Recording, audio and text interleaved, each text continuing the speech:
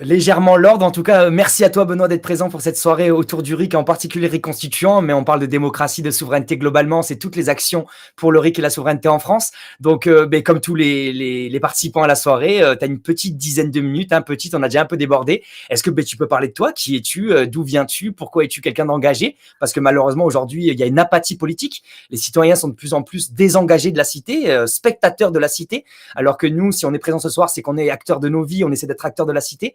Donc, est-ce que tu peux te présenter rapidement pourquoi tu agis, pourquoi tu es acteur de la cité, et ensuite, pourquoi, en tant que citoyen, en tant qu'être humain, tu es convaincu par le RIC. Voilà, et après, tu préciseras tes sensibilités avec ta couleur qui t'est propre, qui te sont propres, et comme tous les participants de la soirée. Je te laisse la main, Benoît, c'est vraiment un plaisir. Merci encore d'être là avec nous.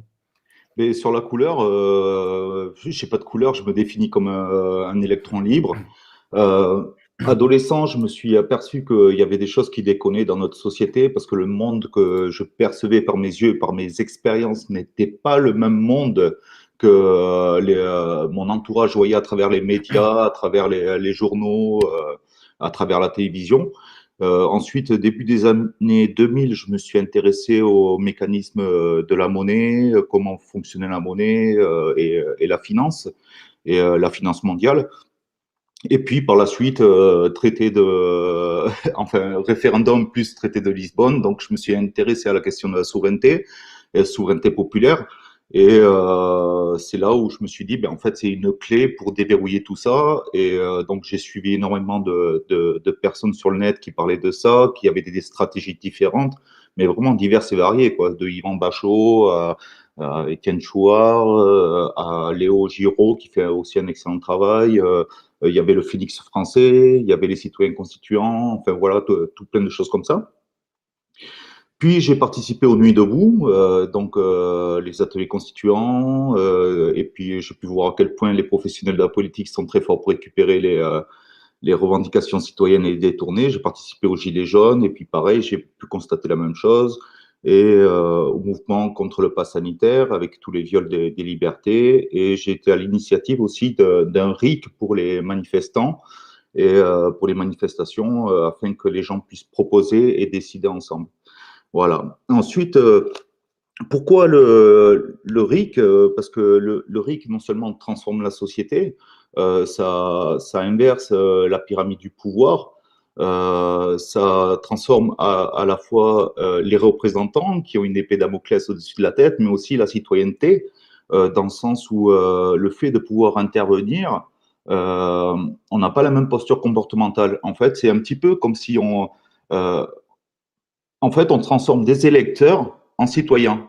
On nous appelle citoyens, mais nous ne sommes pas des citoyens en réalité, parce que les citoyens, ils participent à la vie politique, ils participent directement, et là, on peut nommer que des maîtres. C'est un petit peu comme si on passait du stade de supporter d'une équipe de foot à joueur professionnel, et, J'adore. et en fait, plutôt que de se chamailler pour son équipe sans avoir les compétences, mais on prend ses compétences. Et l'avantage encore plus avec le RIC constituant, c'est que non seulement on est joueur professionnel, mais en plus de ça, on peut contrôler l'arbitre s'il fait de la merde. S'il déconne, l'arbitre, on peut revoir les règles de contrôle de l'arbitre, on peut revoir les règles du jeu de sorte que ce soit plus objectif en proposant des modifications où l'ensemble des équipes vont participer à la prise de décision collective. Donc voilà, ça change vraiment tout à ce niveau-là. Et, euh, et pourquoi j'ai signé cette pétition sur le RIC constituant? Déjà, d'une, parce qu'elle est très claire. Contrairement à tous les programmes politiques, à tous les récupérateurs de révolte des professionnels de la politique, elle est bien détaillée dans ses principes, dans ses étapes, dans ses modalités, et ça fait des changements profonds en fait. Et vous pouvez voir sur le site de la pétition, il y a la modification constitutionnelle qui est détaillée. Et quels changements radicaux ça va apporter en fait, c'est que non seulement on a l'initiative citoyenne, mais en plus de ça, si le président ou le Parlement veut modifier la Constitution, il sera obligé de passer par un référendum. Et en plus de ça, l'autre avantage, c'est que lorsqu'il y aura une révision constitutionnelle d'initiative citoyenne, c'est que nos dirigeants, les élites, les hauts fonctionnaires, tout ça ne pourront pas modifier, ils ne pourront pas revenir, ce sera décisionnel vraiment, ce sera le peuple qui choisira. Et d'autres aussi gros avantages que j'ai trouvé dans cette proposition de loi constitutionnelle qui est très claire, c'est l'alinéa 8, le 89.8, où les référendums sont précédés d'une campagne garantissant la diffusion de débats contradictoires et de toute information nécessaire à un choix éclairé. Et ça, c'est très important, à mon sens, que ce soit écrit dans la loi, C'est que central. c'est central, c'est vraiment très central. Parce que comme je me suis intéressé aux questions du pouvoir médiatique, si c'est pas inscrit dans la loi, les médias vont fabriquer l'opinion publique. Tandis que là, dans cette proposition-là, comme c'est obligatoire quoi, d'avoir ces débats contradictoires, si les médias commencent à déconner, puis sachant qui possède les médias, ils vont sans doute faire un détournement de l'attention, on pourra inscrire le pouvoir médiatique et le cadrer avec plus de sévérité. Euh, Ensuite, il y a plein de choses à dire au niveau de la Constitution. Donc, ça, c'est la hiérarchie des normes juridiques. Et en plaçant le RIC constituant, donc cette proposition-là, elle est inscrite ici. Et elle est sans limite de sujet, sans aucune limite de sujet. Elle impose donc un débat contradictoire. Et il faut connaître, rappeler, je pense, le rôle de la Constitution qui est très important. Elle est là pour garantir aussi la séparation des pouvoirs. Elle est là pour il y a inscrit aussi les règles de la représentation et toutes les règles aussi, comme par exemple le mode de scrutin, tout ça, tout ça. Et tout ce qu'on se plaint actuellement, en fait, on peut le modifier par cette révision constitutionnelle qui est inscrite sur la pétition et qui est très claire à mon sens et qui nous ouvre un champ des possibles, mais infini. Lorsqu'on parle, par exemple, du RIC en toute matière, lorsqu'on a le contrôle de ça, sans limitation de sujet et de la manière où c'est inscrit, on peut inscrire absolument tous les RIC, tous les autres RIC derrière, parce qu'on n'est pas limité. On peut avoir le contrôle aussi sur le droit international. On voit très bien que y a des choses qui se passent où, par exemple, ils proposent un traité pour mettre les nations sous le contrôle de l'OMS en cas de pandémie pour gérer la stratégie de la politique sanitaire. On a aussi une troisième guerre mondiale qui se prépare où l'OTAN, en fait, pour expliquer, c'est que le droit international, il se trouve ici, en dessous de ça, là, du RIC constituant qui est proposé. Et l'OTAN, il se trouve aussi ici. Et si l'OTAN, par exemple, veut nous amener en guerre, en ayant le contrôle de ça, on peut instaurer un droit de veto ici. On peut instaurer tout ce que l'on veut pour éviter tout ça.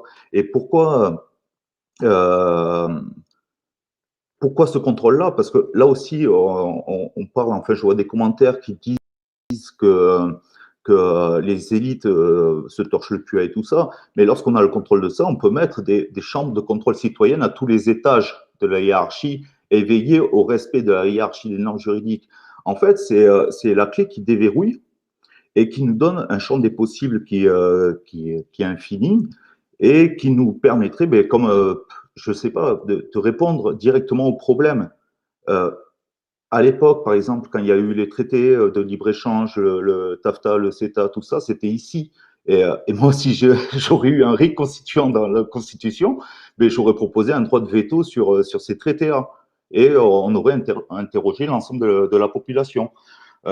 Et à la question de le peuple n'est pas capable, je pense sincèrement que c'est une bêtise parce que le peuple, lorsqu'il a la possibilité de participer, il monte en compétence. Et ça, on peut le voir partout dans tous les pays qui ont le RIC. Et surtout, c'est que le peuple, le grand nombre, il a une vision à long terme. Lui, tout ce qu'il veut, c'est pouvoir vivre dignement, avoir une société qui est sûre et qui va lui garantir un avenir aussi certain pour ses enfants. Et le peuple n'a pas la volonté de prendre le pouvoir. Donc, lorsqu'on passe le peuple au plus haut des pouvoirs et qu'on lui donne la possibilité de gérer les règles du jeu, il n'a pas cette vision comme les professionnels de la politique qui ne sont que dans le commentaire et dans l'action le temps de leur mandat. Le peuple, lui, il a une vision sur le long terme, sur une société plus durable et ce qui nous permet d'avancer. Les autres possibilités qui s'offrent à nous aussi par rapport à la Constitution, c'est d'augmenter le cadre des pouvoirs. Et tout à l'heure, on a parlé du pouvoir médiatique. Avec le projet tel qu'il est proposé, on pourrait très bien faire une proposition là-dessus. Le pouvoir monétaire aussi, pour pouvoir gérer notre économie, pour pouvoir gérer nos moyens de production, lutter contre les problèmes d'inflation, des choses comme ça. Le pouvoir éducatif, et on maîtriserait vraiment des soucis. Ensuite, je pense pas qu'il faut opposer toutes les pétitions qu'il y a sur l'Assemblée, sur le site de l'Assemblée. Il y a la pétition, l'article 68 à destitution, mais si on destitue Macron sans changer les règles du jeu, ça change rien. Donc, je pense que les personnes, par exemple, qui supportent cette pétition devraient supporter les autres pétitions aussi, et notamment la pétition sur les constituants. La pétition pour la réintégration des soignants, pareil, si on a la maîtrise. Oui, ben je finis, je conclue. Si on a la maîtrise des règles de la représentation pour réintégrer nos soignants, enfin, tout ça, tout ça. Et pour ce qui est, dernière chose, je finis là-dessus, de la peur de se connecter à France Connect.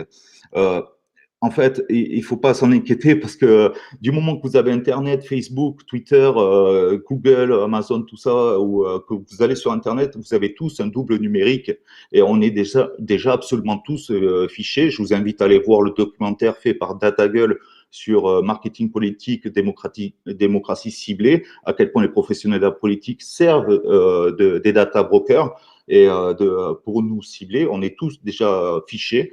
Donc, à ce niveau-là, on risque rien. Vous pouvez aller signer la pétition, ça ne changera rien de plus. Et d'ailleurs, dans l'évolution des pouvoirs, ça serait intéressant, si on a le pouvoir de maîtriser en tout temps, de manière autonome, la Constitution, le pouvoir numérique, on pourra aussi en discuter, le mettre au débat et se protéger aussi de ce pouvoir-là. Voilà. C'est magnifique. Merci pour cette intervention avec tellement d'infos et merci d'avoir rappelé que le RIC constituant est une première pierre et que ça, après, ça ouvre la pierre à toutes les autres RIC possibles. On parle de RIC local, on parle de RIC veto, enfin, il y a plein de possibilités. Aussi, tu as parlé du pouvoir médiatique qui est un point central parce que très souvent, on nous dit, c'est très bien, c'est beau d'avoir un RIC, mais regardez en Suisse, ils votent comme on leur dit de voter. Et bien, c'est ça l'intérêt aussi, c'est qu'on pourrait réformer nos médias.